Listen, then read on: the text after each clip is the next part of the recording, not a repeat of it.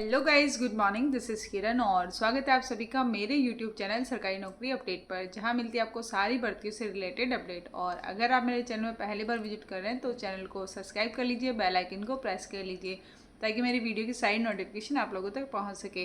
और आज अपन साइकोलॉजी का रिवीजन कर रहे हैं उसी को कंटिन्यू करने वाले हैं और जो टॉपिक अपने बचे हुए हैं उनको कंप्लीट करने वाले हैं। तो अगर आप भी रीड की तैयारी कर रहे हैं और अगर आपका भी सिलेबस कवर हो गया है और आप भी अगर चाहते हो कि आप रिवीजन करो और क्विक रिवीजन हो जाए, आपको ज़्यादा कुछ पढ़ने की या फिर ज़्यादा बुक्स या नोट्स पढ़ने की ज़रूरत ना पड़े, तो आप मेरे साथ जुड़ सकते हो और अपनी तैयारी को बेहतर बना सकते हो। तो आप लोगों का टाइम वेस्ट नहीं करते हैं और स्टार्ट करते हैं अपन आगे के टॉपिक्स। आज अपन पढ़ने वाले हैं समायोजन। और समायोजन क्या होता है? प्राणी की जो इच्छाएं, आवश्यकताएं तथा विचार जो होते हैं उसका सामाजिक परिस्थितियों के साथ जो अनुकूलन हो जाता है उसको ही अपन क्या बोलते हैं? समायोजन। इसका मतलब क्या हुआ कि जो इंसान है वो स्वयं जो है परिस्थितियों के हिसाब से अपने आप को ढाल लेता है, उसको अपन क्या बोलते हैं? समायोजन। अब समायोजन होते कितने प्रकार के हैं? 3 प्रकार के। तो स्वयं के साथ जो होता है समायोजन, और समाज के साथ समायोजन होता है, और जैविक समायोजन होता है। ठीक है, परिभाषाएं हैं बहुत सारी है, मैंने 2 ही लिखी है और वो मैं आपको बता देती हूँ। जो इंपॉर्टेंट है मैंने ओनली वही लिखी है। ठीक है, तो जीन पियाजे हैं। जीन पियाजे ने क्या बोला था कि स्कीमा ही समायोजन का आधार है। ठीक है, और जो कार्ल जुंग है उन्होंने बोला था कि आत्मसिद्धि प्राप्ति ही समायोजन का आधार है। ये अपन ने जो अपना बाल विकास है उसके अंदर भी अपन ने पढ़ा था, जब अपन ने स्कीमा पढ़ा था। और जीन पियाजे का जो अपन ने संज्ञानात्मक सिद्धांत पढ़ा था उसके अंदर अपना था। ठीक है, और इसके बाद अपन देखते हैं कि प्रभाविता के कारण मतलब प्रभावित करने वाले कारक कौन कौन से हैं समायोजन को? तो पारिवारिक हो सकते हैं, सामाजिक हो सकते हैं, आर्थिक हो सकते हैं, विद्यालयी हो सकता है, राजनीतिक हो सकता है और जातिगत धर्म हो सकता है। मतलब इन सभी कारणों से अपना जो समायोजन है वो प्रभावित हो सकता है। ठीक है, और देखो जब कुसमायोजन हो जाता है तो देखो जब बहुत सी बार कि अपन समायोजन नहीं कर पा रहे हैं तो क्या होगा? कुसमायोजन होगा। और कुसमायोजन होगा तो अपने मस्तिष्क में 5 जो विशेष मानसिक बीमारियां हैं वो आ जाएगी। अब कौन कौन सी होगी? तनाव होगा, कुंठा होगा, दबाव होगा, द्वंद्व होगा और दुश्चिंता होगा। ठीक है, अब ये होता क्या है वो अपन देख लेते हैं। अब तनाव।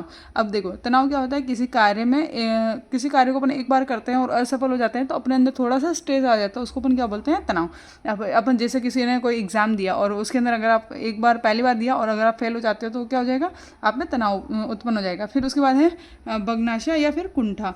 मतलब कोई एग्जाम है उसको आप दे रहे हो और उसमें आप बार बार असफल हो रहे हो, तो उसमें क्या हो जाएगा? मतलब कोई भी काम है उसको बार बार असफल होने को क्या बोल देंगे अपन? बगनाशा या कुंठा। इसके अंदर इंसान जो है सुसाइड करने के बारे में सोचता है और ये सब चीज़ें हो जाएगी। ठीक है, उसके बाद आता है दबाव। दबाव क्या होता है कि अंतिम समय आने पर आत्मसम्मान की रक्षा के समय दबाव। देखो क्या होता है कि अपन जैसे ही पूरे साल पढ़ते नहीं है और जब लास्ट में एग्जाम आता है तब अपन पढ़ते हैं तो अपने ऊपर क्या बनता है? दबाव। क्योंकि आपको अपना आत्मसम्मान बचाना है, फेल नहीं होना है, तो तब जो बनता है उसको क्या बोलते हैं? दबाव। द्वंद्व। द्वंद्व क्या होता है कि कोई भी 2 चीज़ें हैं उनके अंदर आपको डिफरेंस करना है। ठीक है, तो 2 अवसर होने पर किसी एक को चुनना। ठीक है, और ये 3 प्रकार के होते हैं। कौन कौन से? उपागम उपागम द्वंद्व, और आपका परिहार द्वंद्व, और उपागम परिहार द्वंद्व। अब उपागम उपागम द्वंद्व कौन कौन से? दोनों ही अच्छे होते हैं। जैसे एक तो आपकी आईएएस की पोस्ट है और एक आईपीएस की पोस्ट है, आपको दोनों में से कोई एक चूज़ करनी है तो ये आपका हो जाएगा उपागम उपागम। एक परिहार दोनों ही निम्न स्तर की पोस्ट है ना, तो उसके हिसाब से हो जाएगा। और उपागम परिहार क्या हो जाएगा? एक द्वंद्व और एक उपागम परिहार द्वंद्व क्या हो जाएगा? एक श्रेष्ठ और एक निम्न हो। अब अपन देखते हैं दुश्चिंता। दुश्चिंता क्या होता है? अचेतन मन का चेतन मन के ऊपर हावी होना। ठीक है, तो मतलब आपकी जो पुरानी यादें होती हैं, जो आपके सब कॉन्शियस माइंड में जो आपकी चीज़ें होती है वो आपके अभी कॉन्शियस माइंड पे आकर हावी होती है, उस चीज़ को अपन क्या बोलते हैं? दुश्चिंता बोलते हैं। अब देखो कुसमायोजन हो जाता है तो अब अपने को उपचार भी तो चाहिए, कुछ ना कुछ उपाय भी तो होने चाहिए। तो इसके 2 प्रकार है ना, एक तो प्रत्यक्ष तरीके से और एक अप्रत्यक्ष तरीके से। 2 तरीके से अपन इसके उपाय देख सकते हैं। तो प्रत्यक्ष तरीके से क्या होगा? आप अपना लक्ष्य जो है वो प्रतिस्थापित कर लो, आप अपना मार्ग बदल लो, आप बाधा है उसका सॉल्यूशन ढूंढ लो, और या फिर आप जो विश्लेषण व निर्णय कर लो। ठीक है, ये तो हो गए आपके प्रत्यक्ष। और अब अपन देखते हैं अप्रत्यक्ष। तो अप्रत्यक्ष में कौन कौन से आते हैं? अप्रत्यक्ष होते हैं वो अपनी आत्मरक्षा प्रतिरक्षा वाली युक्तियाँ हैं। ठीक है, और इसके अंदर आते हैं आपके दमन आएगा, दमन शमन है, आक्रामकता है, विस्थापन है, औचित्य स्थापन है, प्रक्षेपण है, या फिर आपका दिवस स्वप्न है, प्रतिगमन है, क्षतिपूर्ति है, तादात्म्यकरण है, पलायन है, शोधन है, आश्रित है, और प्रतिकृति या विपरीत रचना है। ठीक है, अब अपन इनके अंदर देख लेते हैं क्या क्या होता है। तो अपन देखते हैं दमन क्या होता है, आपकी जो इच्छाएं आवश्यकता हैं उनको बलपूर्वक दबाना। अगर आप जैसे कोई भी मतलब आप जैसे कोई मतलब आपका करीबी कोई शांत हो जाए तो अपन जो इच्छाएं मतलब अपना जो रोना और उन सब चीज़ों को है तो अपन बलपूर्वक उनको दबाते हैं, अगर नहीं दबाते हैं तो इंसान पागल हो जाता है, ठीक है। समन क्या होता है, इच्छाएं जो है इच्छाएं आवश्यकताओं को शांतिपूर्वक तरीके से दबाने का प्रयास करना, ठीक है। और फिर है आक्रामकता। आक्रामकता क्या होता है, जिस पर गुस्सा है उसी पर उतार देते हैं, उसको क्या बोलते हैं अपन, आक्रामकता। देखो ये जो है ना, इनमें से आपके हमेशा 1 से 2 क्वेश्चन बनते हैं, तो प्लीज़ इनको अच्छे से पढ़ना है आपको, ठीक है। और उसके बाद है विस्थापन। तो विस्थापन क्या होता है कि स्वयं से जो कमज़ोर होता है उस प्राणी पर अपन अपना गुस्सा उतार देते हैं। जैसे आपको स्कूल में किसी टीचर ने पीटा और आप घर आकर अपने छोटे भाई बहन पर अपना गुस्सा निकाल देते हो ऐसे, ठीक है। और उसके बाद है आपका औचित्य स्थापन या फिर युक्तिकरण। तो कार्य में जब असफल होने का कार्य में असफल होने पर कार्य को ही दोषयुक्त बता देना। मतलब जैसे आपने कोई एग्ज़ाम दी और आपको ये लगा कि आप उसमें फेल हो गए, तो आपने क्या बोला कि पेपर ही मतलब एग्ज़ाम ही खराब था, वैसा वाला ना, आपने उस पे ही डाल दी।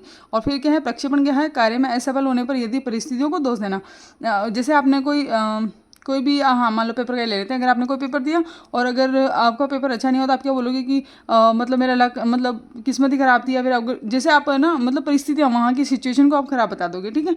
और फिर दिवा स्वप्न या फिर मन तरंग है, इसको बोलते हैं। तो कार्य में असफल होने के बावजूद भी अपन क्या बोलते हैं, सफलता के प्रति सपने देखना।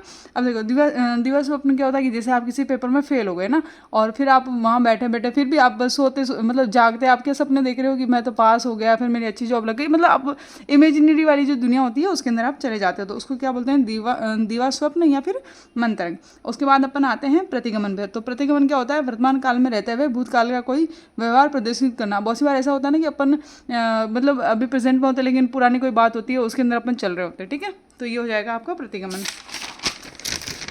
इसके बाद अपन देखते हैं क्षतिपूर्ति। तो किसी भी क्षेत्र की कमी दूसरे क्षेत्र में पूरा करना। जैसे कोई मान लो कोई विकलांग आदमी है, तो वो क्या करता है कि अगर वहाँ पर वो कमज़ोर होता है तो वो अपनी पढ़ाई को अच्छे से कर लेता है और उसकी जो क्षतिपूर्ति है वो अपने दूसरे क्षेत्र में कर लेता है, ठीक है।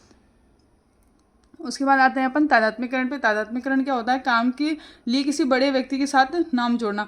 मतलब जैसे आपको किसी पुलिस वाले ने पकड़ लिया, मतलब आपको ट्रैफिक पुलिस ने रोक लिया, तो आप क्या करोगे, अपना जो कोई आपका कोई नोन होगा तो आप उसका नाम लेकर छूटना चाहोगे, तो इसको क्या बोलते हैं, तादात्म्यकरण।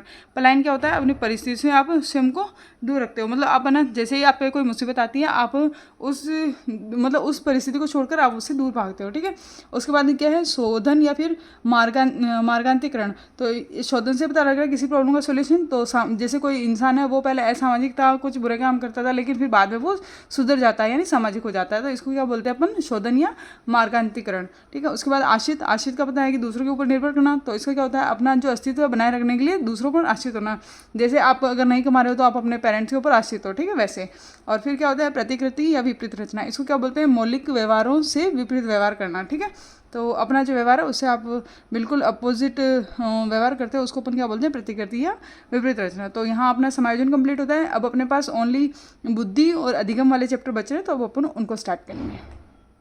सो आई होप आप सभी लोगों को मेरी वाली वीडियो अच्छी लगी होगी, और अगर आपको ये सीरीज़ अच्छी लग रही है तो अपने दोस्तों के साथ शेयर कीजिए और लाइक कीजिए मेरी वीडियो को और सब्सक्राइब कीजिए मेरे चैनल को। और अगर आपको कोई डाउट आ रहा है तो आप मुझसे कमेंट बॉक्स में पूछ सकते हैं।